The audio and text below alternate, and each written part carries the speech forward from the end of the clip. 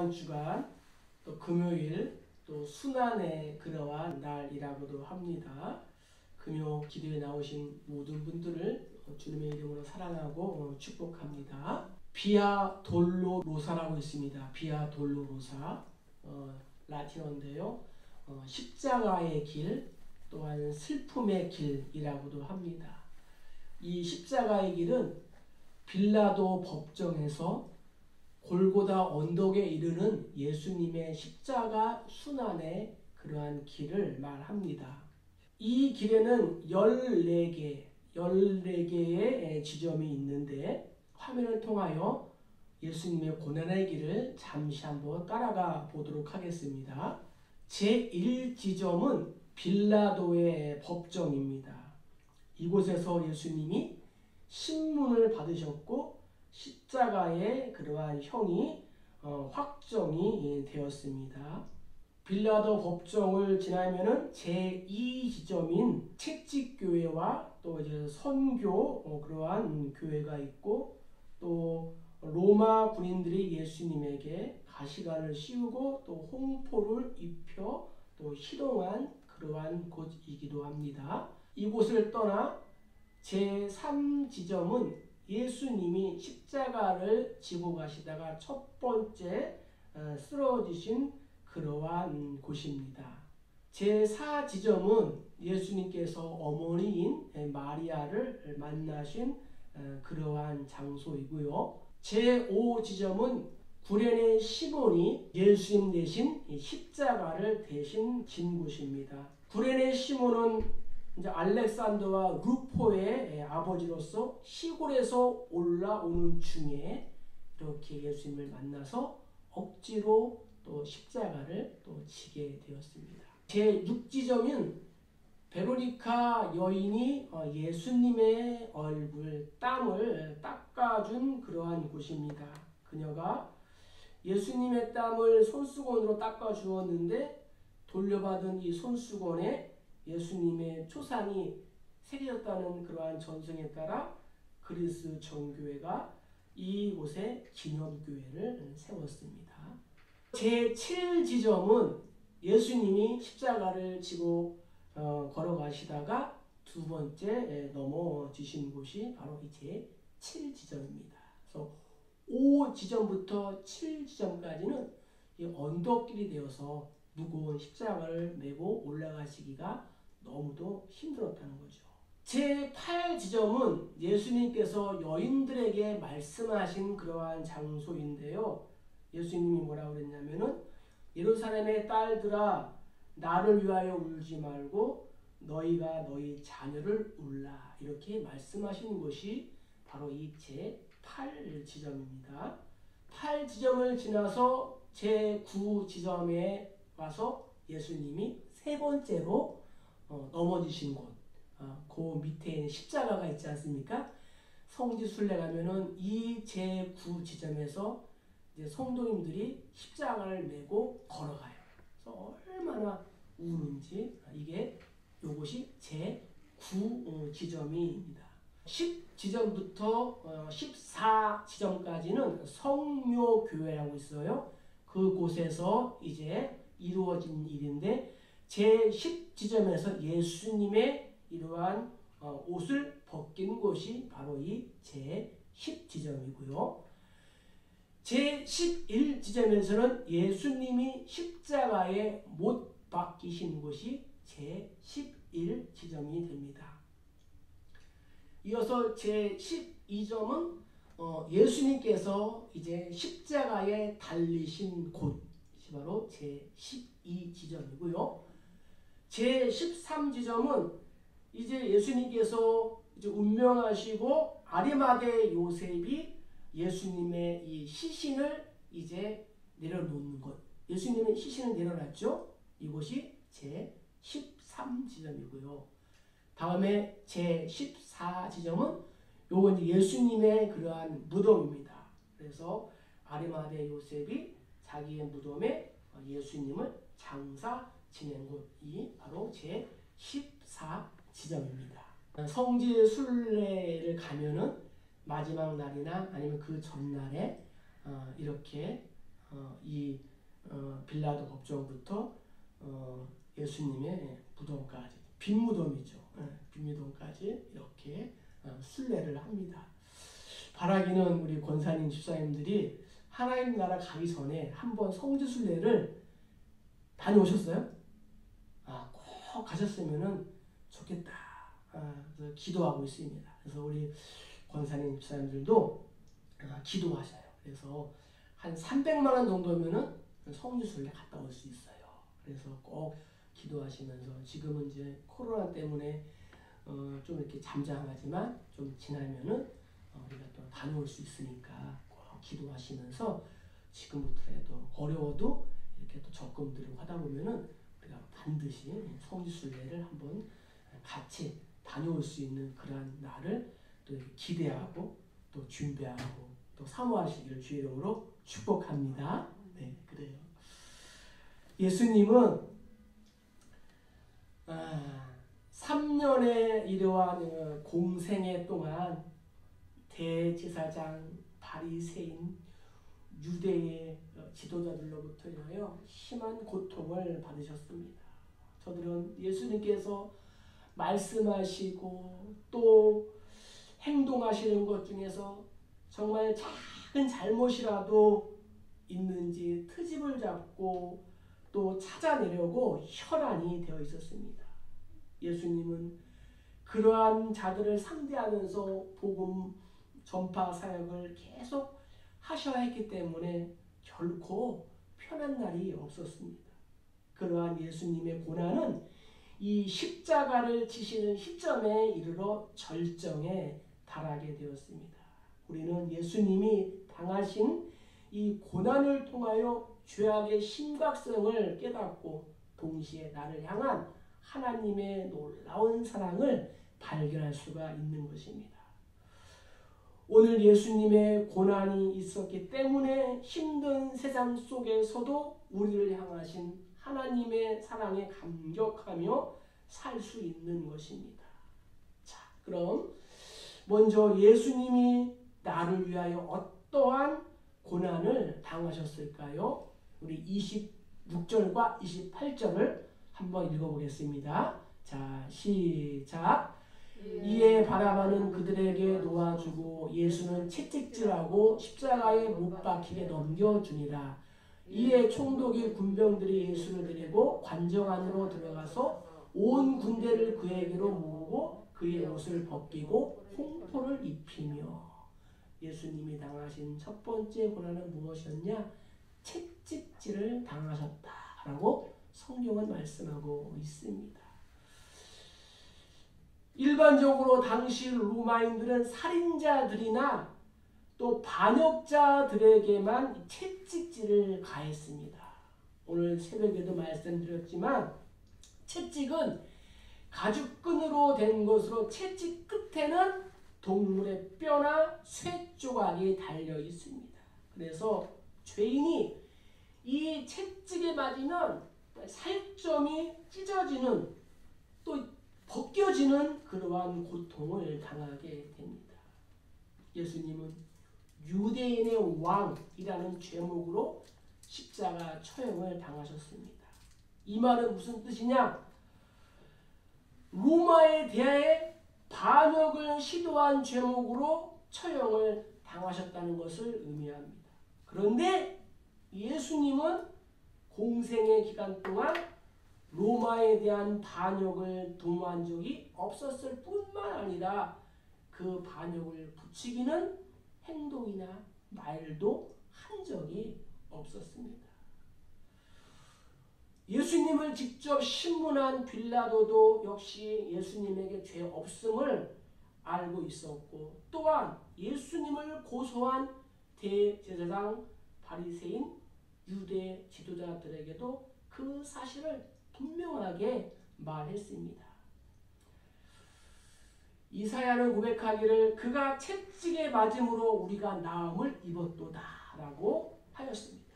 여기서 나음을 입었도다 라는 그러한 표현에 우리가 주목할 필요가 있습니다. 왜냐하면 예수님이 채찍에 맞음으로 우리에게, 나에게 어떠한 유익이 입었는지를 암시하고 있기 때문입니다. 나음을 입었도다 라는 말은 우리가 알 수 없는 원인 모를 질병을 앓고 있었으며 그 질병을 치유하기 위하여 예수님께서 채찍에 맞으셨다는 것입니다.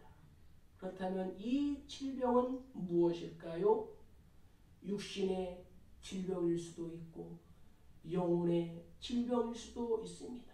따라서 예수께서 채찍에 맞으심으로 영혼의 질병뿐만 아니라 육신의 질병 모두 전인적인 치료가 되었음을 믿으시기를 주의 이름으로 축복합니다. 그래서 예수님은 승천하시기 전에 제자들에게 이렇게 말씀하셨습니다. 믿는 자들에게는 이런 표적이 따르리니 곧 그들이 내 이름으로 귀신을 쫓아내며 새 방언을 말하며 뱀을 집어 올리며 무슨 독을 마실지라도 해를 받지 아니하며 병든 사람에게 손을 얹은즉 나으리라. 할렐루야. 예수님이 우리 죄, 나의 죄를 위하여 채찍에 맞으시고 우리는 그 결과 나음을 입었고 또 우리에게 예수님께서 이러한 권세와 능력을 주심을 믿습니다. 할렐루야. 자, 또한 예수님은 어떠한 고난을 당하셨을까요? 우리 29절 30절을 읽겠습니다. 가시관을 엮고 그 머리에 씌우고 갈대를 그 오른손에 들리고 그 앞에서 무릎을 꿇고 희롱하여 이르되 유대인의 왕이여 평안할지어다 하며 그에게 침뱉고 갈대를 빼앗아 그의 머리를 치더라. 아멘. 예수님. 두 번째는 저와 여러분들을 위하여 가시 면류관을 쓰셨습니다. 예수님의 머리 위에 씌어진 가시 면류관은 상징적인 의미가 있습니다. 예수님께서 쓰신 면류관은 그에게 붙여진 죄목, 곧 유대인의 왕이란 표현과 관련이 있습니다. 일반적으로 면류관은 왕들의 영광과 권위의 상징으로 쓰는 것입니다. 그런데 로마 군인들이 가시로 엮은 면류관을 예수님께 씌운 것은 유대인의 왕이라고 주장하시는 것에 대한 희롱하는 행위였습니다. 그들은 예수님의 옷을 벗기고 홍포를 입힌 것과 마찬가지로 가시 면류관을 머리에 씌움으로써 예수님으로 하여금 조롱과 멸시 그리고 수치를 당하게 했습니다. 이 가시 면류관은 실제로 머리에 심한 고통을 일으킵니다. 가시로 만든 면류관 제가 카톡으로 보내드렸죠. 네. 그냥 씌울 때 그냥 이렇게 살짝 씌우는 게 아니에요. 꽉 씌우는 가시가 이 머리와 이마를 뚫고 들어가는 거예요. 심한 고통과 정련을 일으킵니다. 로마 군인들은 예수님께 이 가시 면류관을 씌워 이 수치를 당하게 했을 뿐만 아니라 또 심한 정신적, 육체적 고통도 당하게 했습니다. 예수님은 내가 써야 할 가시 면류관을 대신 쓰심으로써 나 대신, 우리 대신 수치와 고통을 받으신 줄 믿습니다. 이렇게 가시 면류관이 상징하는 것처럼 우리의 죄악은 지극히 수치스러운 것이었습니다. 죄는 나를 고통스럽게 하여 서서히 죽음으로 몰아넣는 것이었으나 예수님은 그러한 상태에 빠진 나를 구원하시고자 스스로 가시 면류관을 쓰신 것입니다. 할렐루야. 자, 세 번째 예수님께서는 또 어떠한 고난을 당하셨을까요? 우리 35절과 37절까지 한번 읽겠습니다. 그들이 예수를 십자가에 못 박은 후에 그 옷을 내리 뽑아 나누 거기 앉아 지키더라. 그 머리 위에 이는 유대인의 왕 예수라 쓴 죄패가 붙었더라. 아멘. 세 번째, 예수님의 고난은 십자가의 고통을 담당하셨습니다. 십자가의 처형 방법은 본래 페니키아인들이 사용하던 처형 방법이었습니다. 그런데 후에 로마인들이 반역자와 같은 극악무도한 자들을 처형하는 데 사용하였습니다. 이 십자가 처형 방법의 특징은 무엇이냐? 십자가에 달린 죄인이 고통을 느끼면서 서서히 죽어가게 하는 것입니다. 총은 한 방에 땅 끝나지만 십자가의 고통은 전혀 그런 것이 아니었습니다. 예수님이 이토록 끔찍한 십자가형을 당하게 되신 것에 대하여 우리는 두 가지로 생각할 수가 있습니다. 첫 번째는 십자가는 예수님에 대한 유대인의 증오를 잘 대변해 줍니다. 저들은 예수님을 세례 요한처럼 야고보처럼 단번에 죽일 수도 있었음에도 불구하고 십자가에 못 박으라, 십자가에 못 박으라 소리를 쳤던 것으로 보아 예수님에 대한 증오심이 얼마나 컸었는지를 우리는 짐작할 수가 있는 것입니다. 저들은 예수님이 지속적인 고통을 당하며 죽어가는 모습을 즐기고자 했던 것입니다. 이러한 유대인들의 생각은 죄악으로 가득 찬 나의 본래의 모습을 그대로 반영한 것이기도 합니다. 예수님은 유대인들과 다를 바 없이 죄악을 즐기기를 좋아하는 나를 대신하여 우리의 죄악에 상응하는 그 고통의 십자가를 지신 것입니다. 또한 두 번째는 예수님이 지신 십자가는 우리의 죄악의 속성을 보여줍니다. 우리의 죄악의 속성을 보여준다. 스페인 사람들이 즐기는 경기 중에 하나가 투입니다. 투는 스포츠라는 이름으로 미화되어 있지만 본질적으로 죄악된 인간성을 보여줍니다. 인간의 위대함을 드러내려 하는 동시에 살인을 하고 싶어하는 집단 무의식이 이 투를 통하여 나타나는 거죠. 그래서 투사가 소와 싸워서 이기는 위대한 인간 승리를 직접적으로 또한 간접적으로 뽐내며 환호성을 지르는 거예요. 그리고 동시에 살인에 대한 충동을 이 소의 죽음으로 해소를 시키는 것입니다.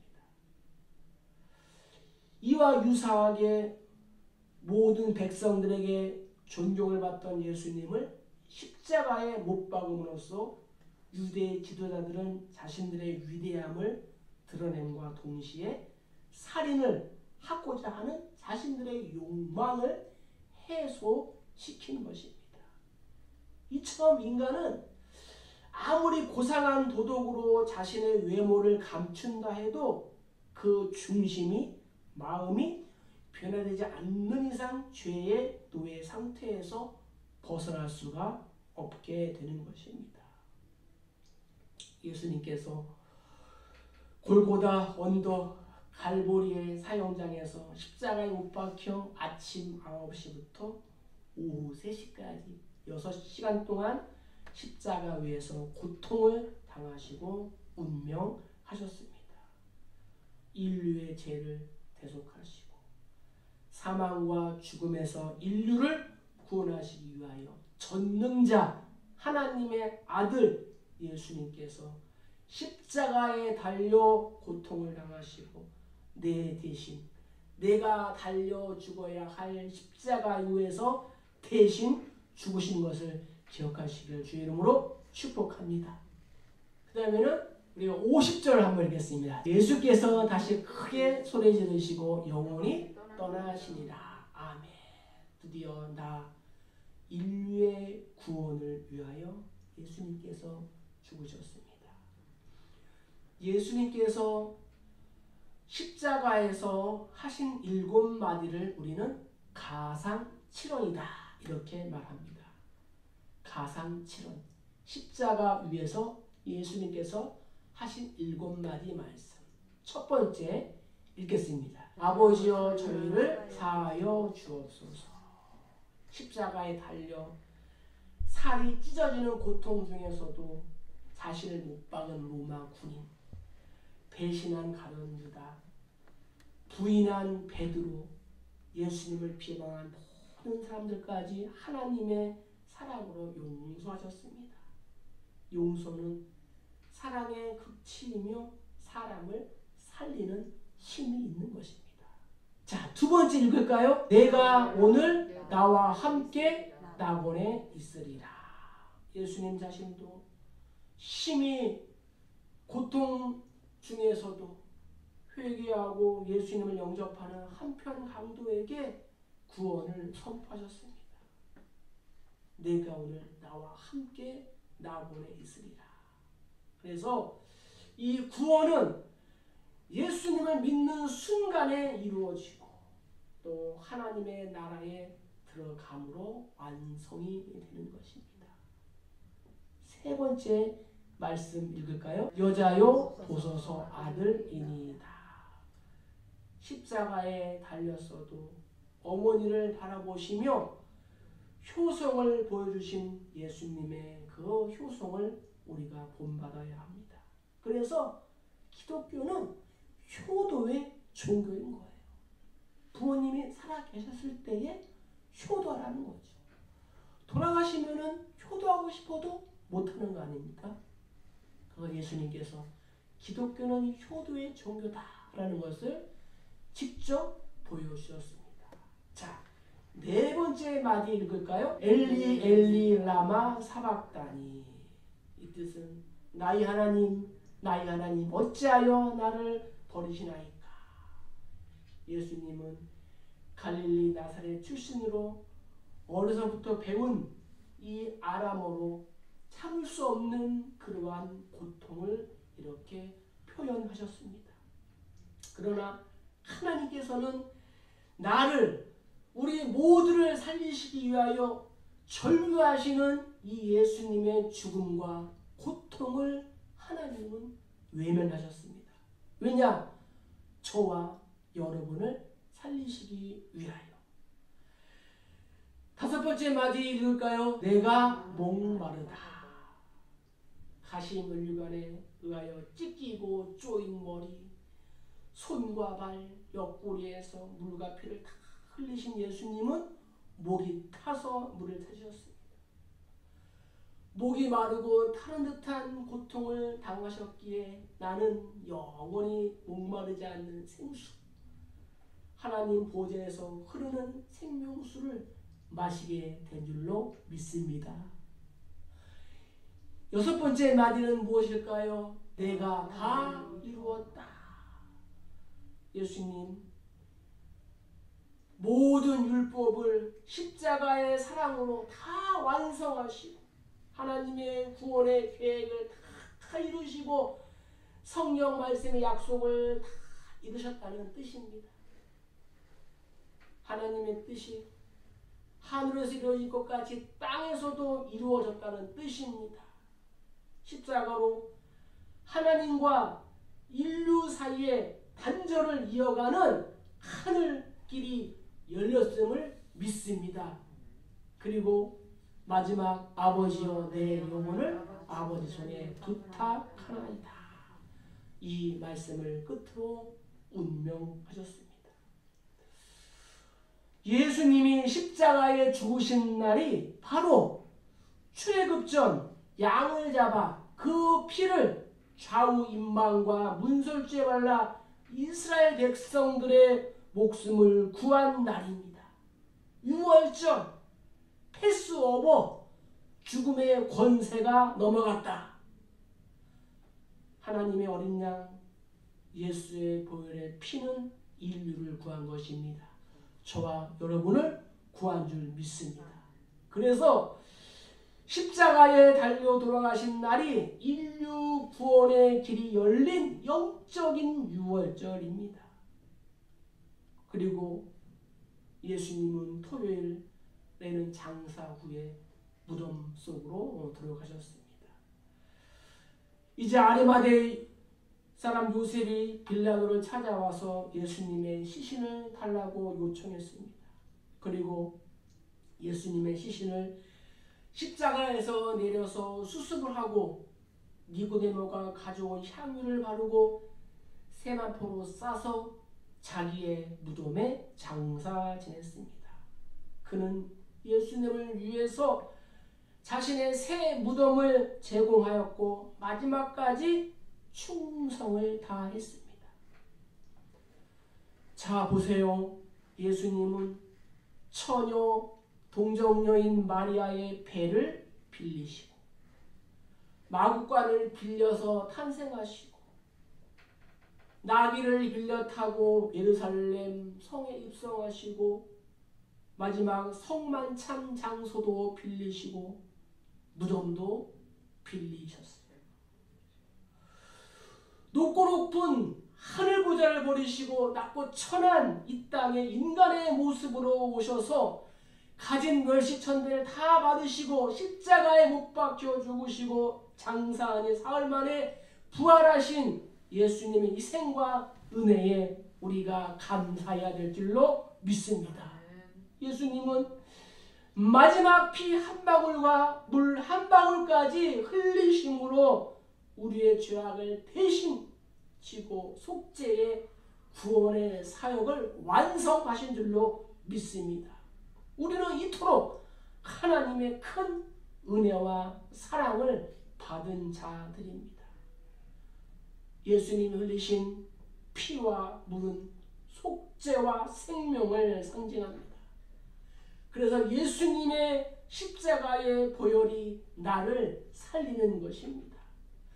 그래서 십자가는 하나님의 공의와 하나님의 사랑을 모두 만족한 그러한 사건입니다. 십자가는 하나님께서 나의 죄를 용서하신 분명한 근거이며 하나님의 사랑의 결정체인 줄 믿습니다. 죄 있는 내가 죄의 사함을 받을 수 있는 것도 담대하게 하나님 존전 앞으로 나아갈 수 있는 것도 죄를 회개할 때마다 깨끗함을 받는 것도 오직 십자가에서 다 이루신 예수님의 보혈의 공로 때문인 줄 믿습니다. 사랑하는 성도 여러분, 전능자가 이 땅에 오셨다가 가신 사건, 이것은 이 세상에서 일어난 그 어떠한 일보다도 크고 충격적인 사건이었습니다. 이 모든 것을 이루어 주신 예수님을 찬양하며 이 시대의 작은 예수로 살아가는 우리 모두가 다 되시기를 주님의 이름으로 간절히 축복합니다. 축복합니다.